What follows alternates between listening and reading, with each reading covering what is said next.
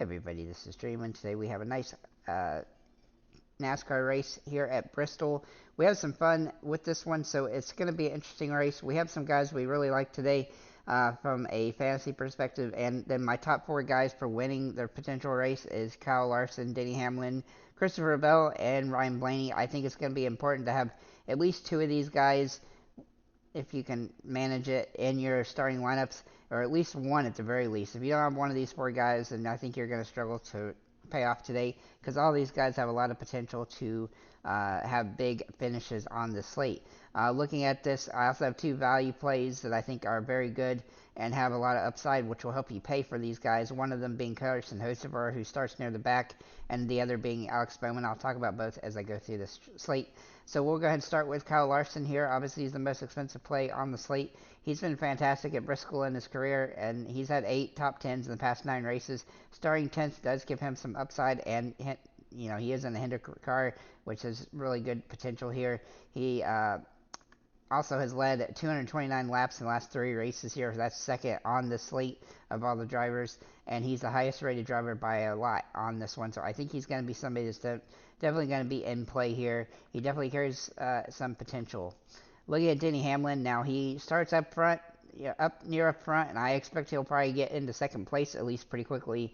However, he will struggle to pass Ryan Blaney early. As Blaney had a super fast car in practice, I'll expect Blaney to stay up front.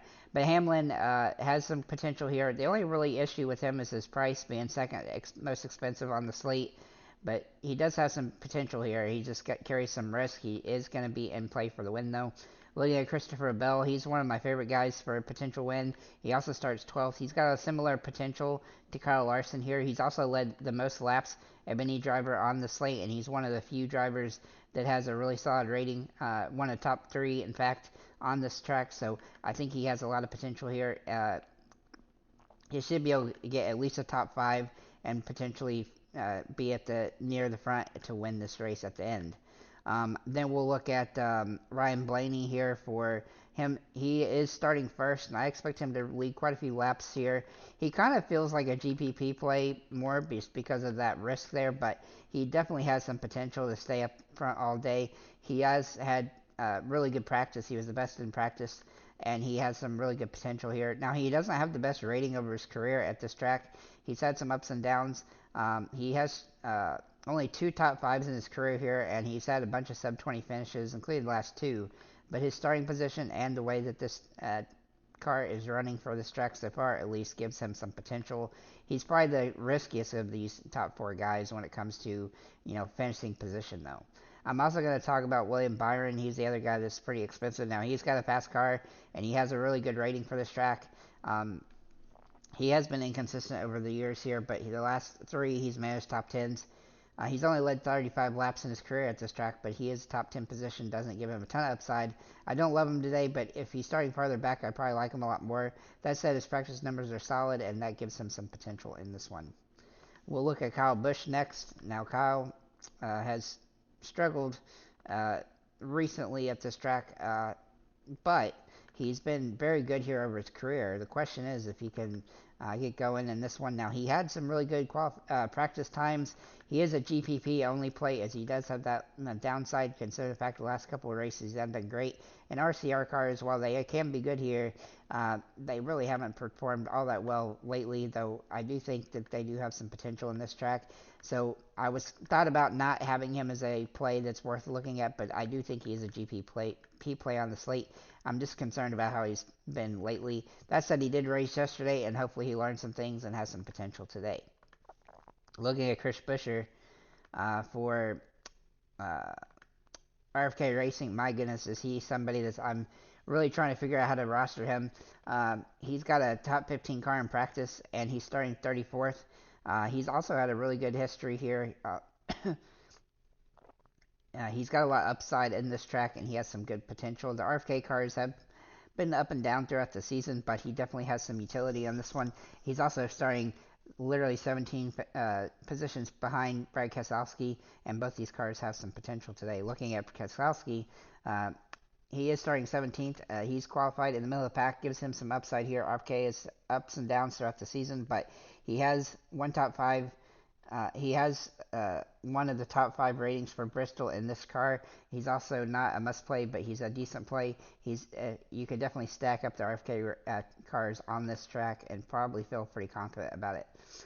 Then we're going to get into some a little bit cheaper options here, and we're going to start with Ross Chastain. Now he starts really far back, which is going to give him a lot of potential today. Now he hasn't been great here, and uh, I don't know what to think about him really at this track, but he does have some potential.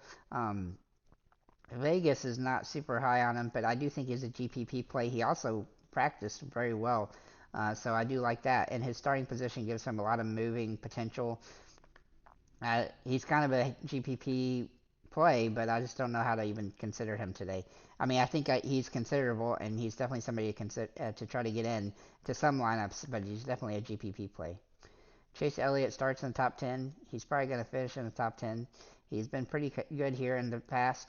He's got a pretty high rating considering his price today at $8,300. He should be able to get a top 10. The question is if he can compete for the win, and if he definitely has some potential, but he's never been terrible here. He just has one win though in his career at this track, so he's definitely possible. It's definitely capable though. Ty Gibbs is a very interesting play today for Joe Gibbs Racing. Um, he has been he has shown he can run well here. He starts in the mid pack. He can definitely move up here and has a good car. Definitely a mover in this race. He will likely be somewhat popular play today, but he definitely carries a little bit of risk as he doesn't have the super upside that some other guys could have.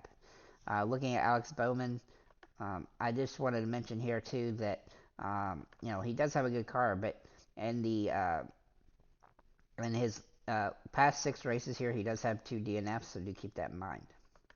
But a top 16 here is definitely possible. Then we're going to look at Eric Jones. Now he's got a guy I didn't really expect to find much value in, but the odds makers like him more than I do, but he does have some potential for a top 20. That said, he's starting 15th, which limits his upside a little bit. He has had several top 5s though during his career here, and his last 2 races with Petty Legacy were outside top 20. He's a Hail Mary dart throw. Basically, if you have $7,200 left, he's probably one of the better options just because Chase Briscoe and Daniel Suarez are around him in price. I do think Michael McDowell has some interesting potential today, though he definitely starts way too high to be a great play. He is a squarely GPP slash Hail Mary play at this price point, though he does draw some potential and he has had some good finishes uh, over his career here. Um, I do think with his 4 top 11 finishes, he definitely draws some potential, and he feels like he's been driving pretty good so far this season. Looking at Noah Gragson, now Gragson is definitely going to be an interesting play. He doesn't have a cup race here. He starts mid-pack. He did have a decent practice and has room to move up, but he's not a great play. He's just a kind of a GPP, like, contrarian option at best. Looking at Ricky Stenhouse Jr., now, I don't think a lot of people are going to like him, and he doesn't have a great rating here. He's also crashed in 3 of the last 6 races at this track. Though he has started outside the top 20 and 4 straight here with 1 top 10 in that stretch. His potential is a starting position. He's not a guy that you want to use in cash games, but he definitely has that GPP feel. And if he can survive the race, which he struggled to do the last few times, he'll have a little bit of upside here. Looking at Austin Dillon, Dillon is a guy that I typically don't like, but he starts far enough in the back that he has some potential here. Richard Childress Racing does have potential to give good cars, and he actually has a pretty good. He does carry some potential in his career here, as he's had 5 top 20s the last 6, and starting outside the top 30 definitely gives him some potential. But he is a Hail Mary GPP play, in this one. Looking at AJ Allmendinger, now Allmendinger starts far enough back in 30th, which gives him some potential today. Since joining colleague, he's been good and bad here. His starting position can make him a punt play, though, so he's definitely worth a look. Then we'll look at Ryan Preece, right? Yeah. Preece has a good car here. In 7 races, he has 6 top 20s. He starts a little higher than I really like at 25th, but He only has one top 10 as well, so he doesn't have a lot of potential, but a top 15 is definitely in play. He can move up though, and he can get in the 30 fantasy point price range.